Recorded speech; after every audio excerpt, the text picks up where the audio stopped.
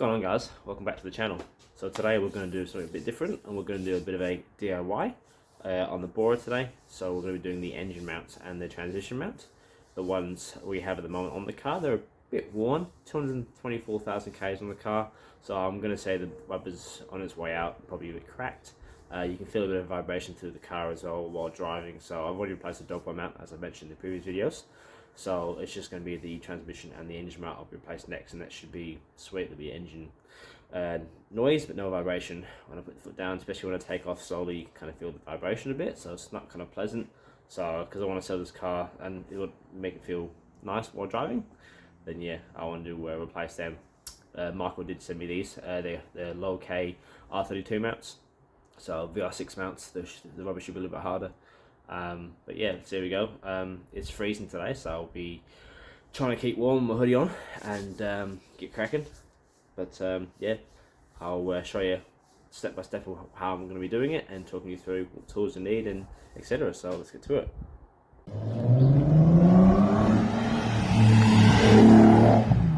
So here is the engine mounts that I got and the transmission mounts. So there, I said they're used, but they're still pretty good. You can hardly move them. So they should be sweet. The tools I'll be using today, just a various amount of tools. So we got the ratchets, the extensions, first set of screwdriver. You can either use these grips or the hose pliers. These are really good lifesavers when it comes to taking off them Jubilee clips for the hoses. A couple of picks just in case any of the plugs give me some issues. You got a 5mm Allen. I've got a 18mm, a 16mm, a 13mm, and a 10mm. I think that's all I need. And obviously a breaker bar too. And I'll be getting my torque wrench as well and torquing up the bits. The car itself, because it sits so low, I've actually put it on wooden blocks to raise it so I can put my jack underneath it to lift the actual engine up. You can use one of these, which I've used when changing gearboxes. That's just a engine brace that rests on the rails of the car, sits across, then you can drop a chain and you can link it up to these bits here where you would lift the engine out normally. So yeah, but that's something I don't want to do in this video because I'm jack underneath. Make sure you use a block of wood so you don't damage the sump or the gearbox. So let's get started. First things first, we want to give ourselves a bit more room here to work. So we'll be removing the coolant bottle just out the way and the power steering reservoir out the way too. That should give us some clear room to undo the bolts. Clips on each side. So I'll be 2 Phillips heads, and then I'll be undoing this hose here, and then I'll be undoing this loom there, the plug, and inside there you can see the 5mm Allen bolt, and that'll be for the reservoir too. Obviously I'll move all these hoses out the way as well to make life a little bit easier.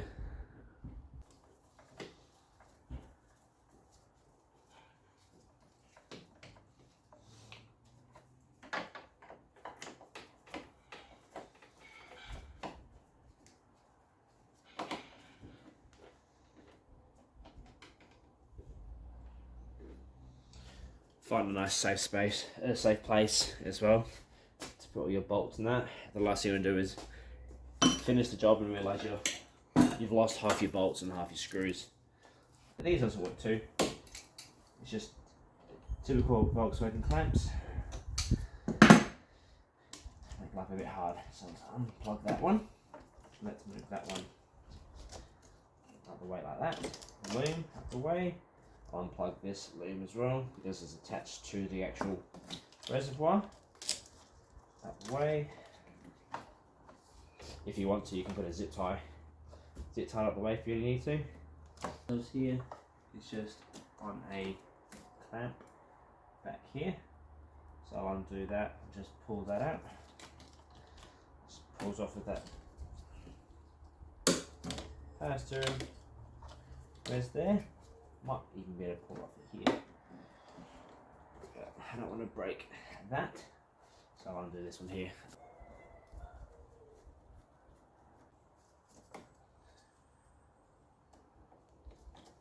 There we go. Beautiful. Turn that around out the way. Alright, next step is power steering reservoir.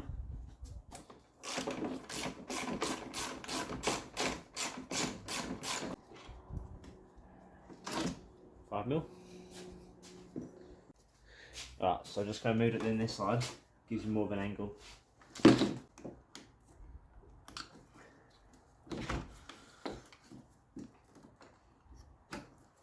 Alright, power steering. Res out the way as well. There we go. Alright. So here you have the engine mount. You've got the, where are we here? The 13s for the body bracket. And you've got the 16s here for the mount to the chassis. And then from the engine mount to the engine, you've got the 18s there as well. So now we've got that accessible. What I'm going to do is, I'm going to put the jack underneath it. I just jack up the engine to support it. Then I can start undoing. I'll undo these first, and then these, and then these last.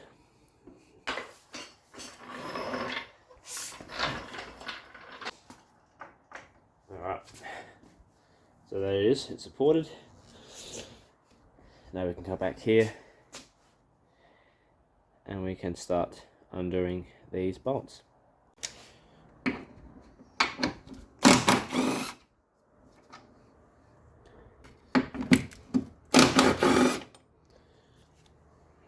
I'm going to undo the ones for the engine first. So this is kind of steady. Undo these and then I'll undo this one last. Like I said, start undoing them. I'm going to do it by hand first. If they are tight, then I will stop and I will just raise the engine a bit more. So it's not going to be breaking any bolts today. So let's see how we go.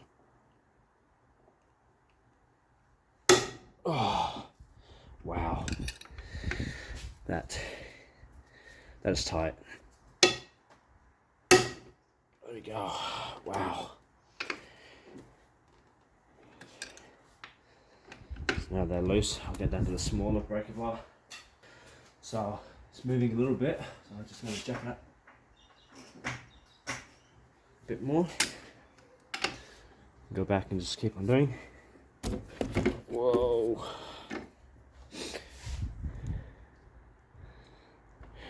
Right. Let's not hit the camera again, shall we? So yeah, just keep jacking it up until they're nice and loose. Like I said, you don't want to be breaking the threads and redoing the engine mount on this side. You undo the bolts. The bolt head really should be coming off the mount. If you're undoing it still and the head's still touching the mount and there's a gap underneath, you need to stop and jack it up again. So there's no tension, not thread. Looks like it's loose. There's one, and there's two bolts. So threads are good. Obviously, bit rusty, and they're loose. Okay. Wow. Wow. They are super loose, guys. Yeah, someone's already been here before me. Right. Okay. That's a bad thing. It's a bad sign. Right.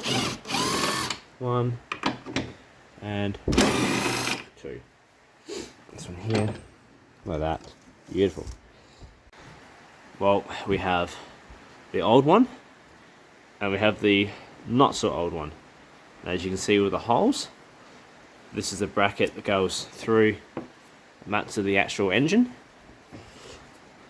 See the height difference? So that one's sagged a lot more. The rubber's all deteriorated as well. But the funny thing was, as soon as I took off the mount from the engine, this just fell out. So she is absolutely gone. Look at that, it's just in pieces. So luckily for me, this one, it's nice and tight. That should fix half my problems. So yeah, let's chuck this one back in and reassemble this side.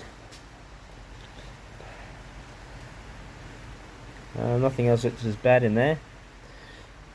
Always good to look at the threads. Make sure the threads inside of here aren't worn. So the last thing I do is, like I said, replacing that, because that is a pain to get to. And once that's put that together again, we can focus on that side. Alright, let's get back to it. Installation is pretty much just in reverse, so a few things you want to kind of watch out and look for. So when you put the mount back on and you put the bolts in, number one, you have to have them finger tight. Don't start wrenching them, you might destroy the threads. Like I said, you don't want to do that. So get them in hand tight. You might have to jack up the engine or lower it a little bit to try and get it to the holes line up. And then before you tighten them up all the way, you need to make sure there's enough spacing in between. So on here, you know, make sure these are kind of straight. So I think there's a measurement like 10 mil this side and 14 mil this side, or 10 mil and 14 mil. There's something like that, I think, on the Humble Mechanics YouTube channel. When they did the ones for the Neth R32, he actually has the measurements there. But for me, it's just make sure they're straight and lined up. Yeah, I'm not going to be too worried about the actual spacing itself. It's just, you don't want to make sure it's twisted. And you got to make sure everything lines up properly too. Last thing you want to do is have your engine or your mount break again, because you could do a simple measurement, but you can kind of eyeball it. You don't really have to measure it as such. But yeah, just get them in hand tight.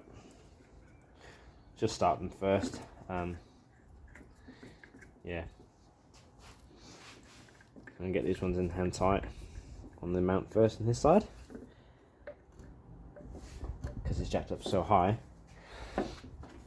And then once you get them in by hand, I kind of do them in a bit by hand, not a couple of threads, a couple of turns.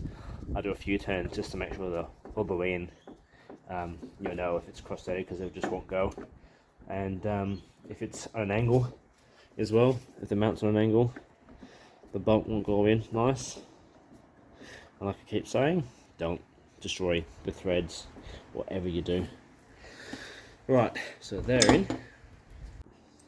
So this is where it gets a bit tricky with angles and everything else, because the engine is jacked up so high, the mount is actually tilted to one side, which means obviously if you look in there, the holes don't line up as best as they should.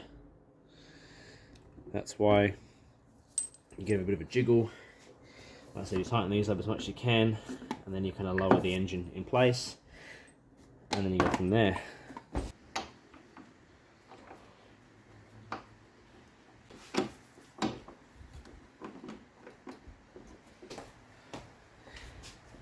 Another tip is use a jimmy bar. Get your jimmy bar in between here, and you can kind of move it to where you want the mount to be, to line the holes up as well. Work your way in. Alright, so far so good, guys. Another way you can tell whether you've got the mount line up as well, you put that bracket back in, you can kind of see where the holes line up as well, by the looks of it. on it pretty well. So let's keep tightening up these bolts and move on to the next side. So torque settings to these are 100 Newton meters here, and for these ones here, the 16 mils, they are 40 Newton meters plus quarter of a ton.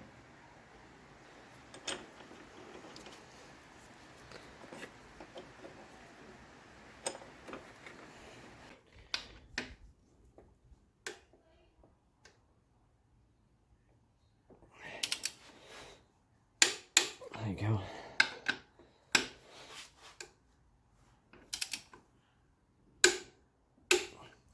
There you go.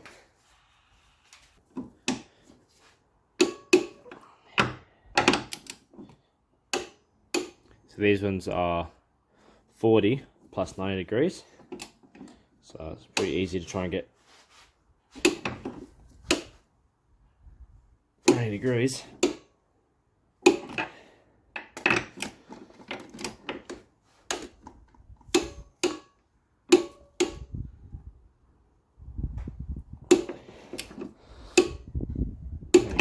There's 90 degrees.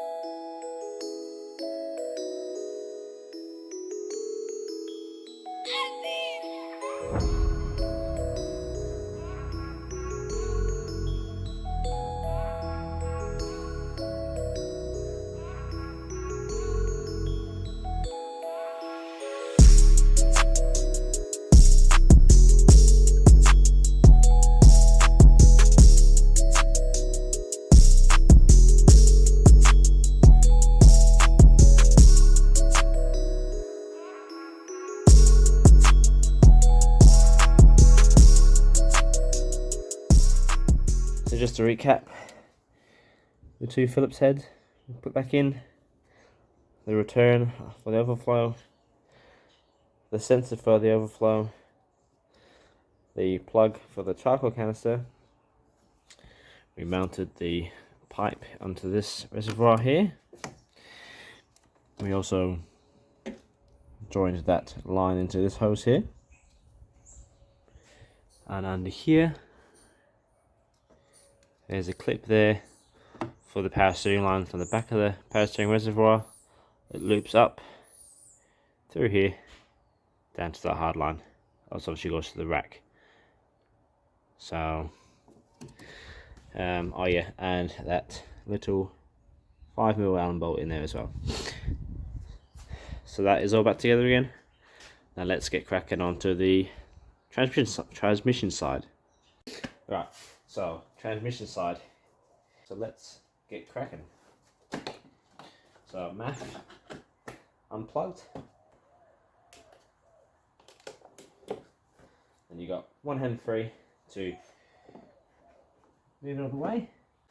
There's two ways you can either take off the top part of the airbox, or you can take the whole airbox off as one go. I've taken off all as one go because it's just easier rather than unscrewing everything else. So it's 10mm. I'll show you here.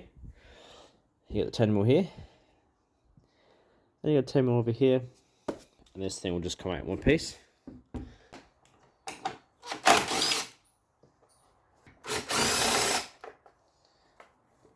So slide it away to get this little locating kind of rubber out.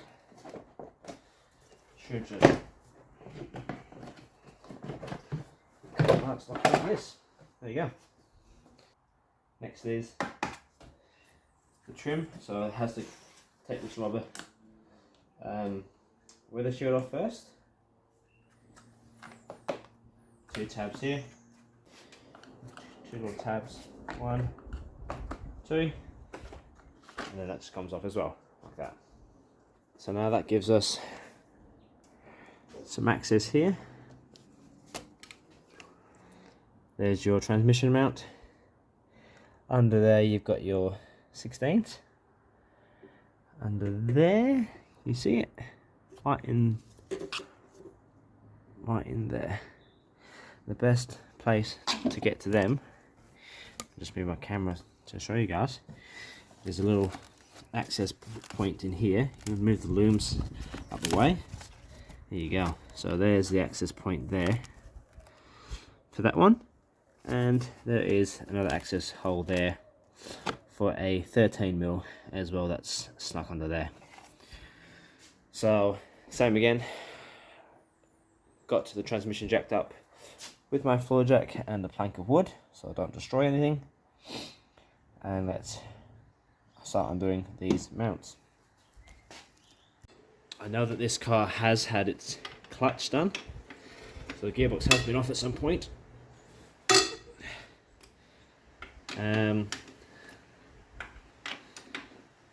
So yeah, they're nice and loose now. Same again. Feel like it's getting tight. Jack up a bit, and you can kind of see they move around.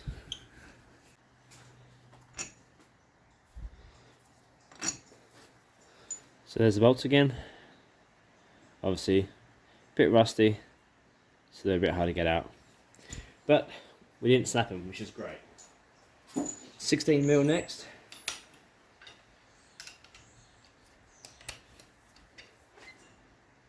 Get this one here first, pretty much where this curve is for this plastic trim.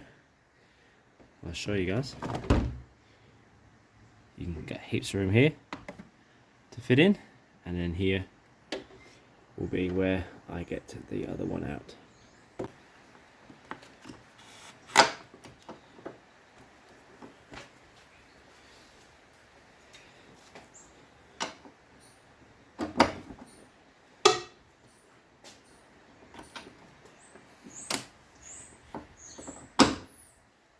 Right, one, we'll get there. Right, there you go.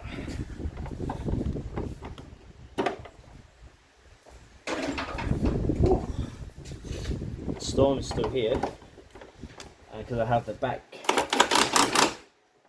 garage door open and the front garage door open. I am being absolutely blasted with this cold air at the moment, so I'm freezing. But we'll continue. The missus reckons I should get some heaters in here. That'd be lovely. But then you know what? I'd spend too much time in here. More than I already do.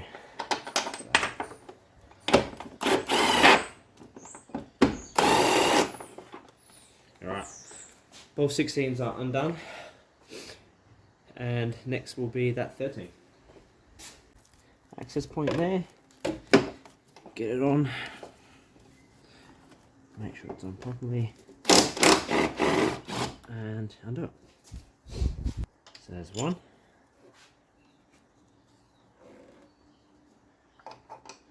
Two.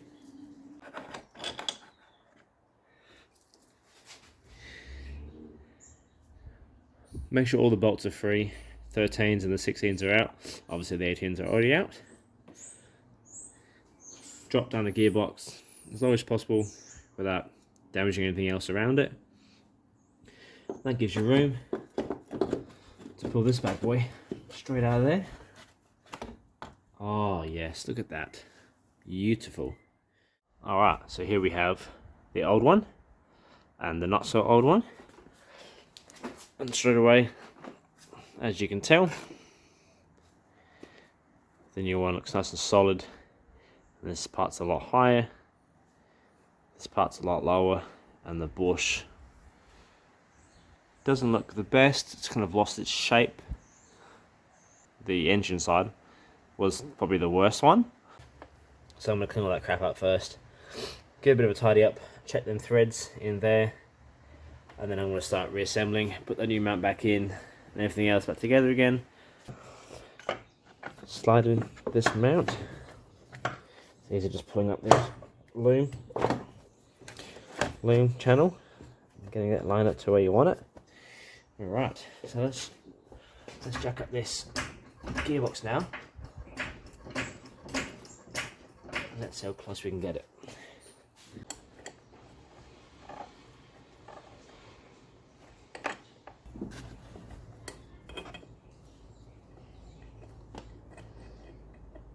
So same as before, just do it by hand, or like I'm doing with this, just to get a feel for if it's in or not. It's giving me a bit of a jiggle trying to do it. It's going to freeze up a bit. That's in, I believe.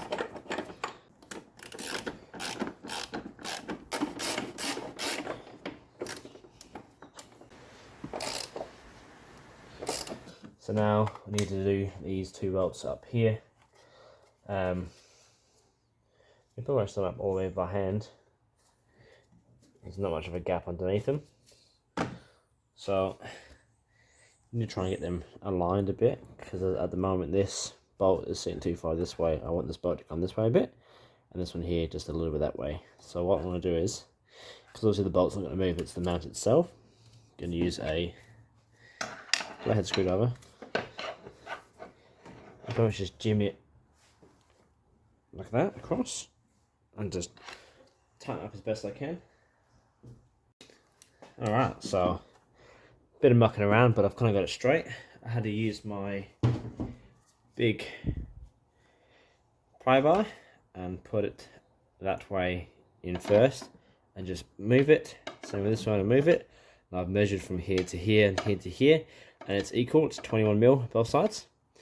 Obviously it's going to be different per mount. If it's worn, it's going to be moving a bit more, and it's brand new, it's not going to move as much, but it's completely square to what the gearbox was. So now I'm happy enough to go ahead and tighten it up, and then I'm going to get my torque wrench. So this is the same as the other side. So the 18s are 100 Newton meters of torque, and then the 16s are 40 plus a quarter per 10.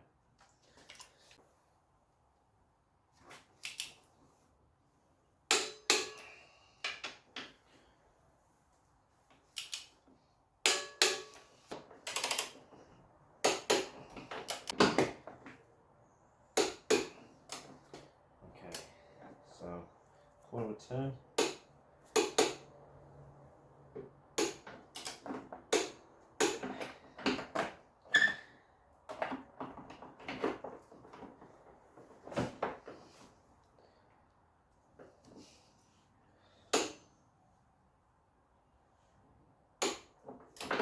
Alright. Now the reassembly is just in reverse. Put the looms back into place. Put the cover on. Airbox and the tubing. Done. So let's get cracking.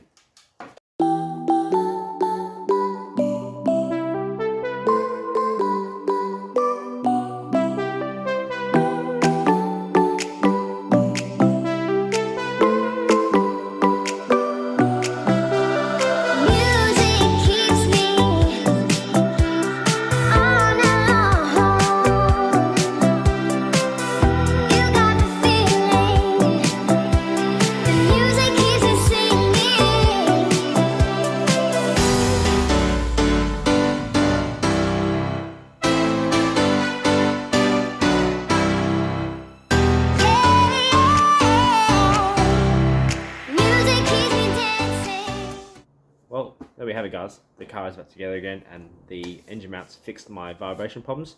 So a big thank you and shout out to Michael for supplying me the parts. Awesome work. So the car now drives awesome, and I can enjoy it a little bit more without a little less vibration, which is good as well. Please leave your feedback as well with what I've done well with this video, what I can improve on.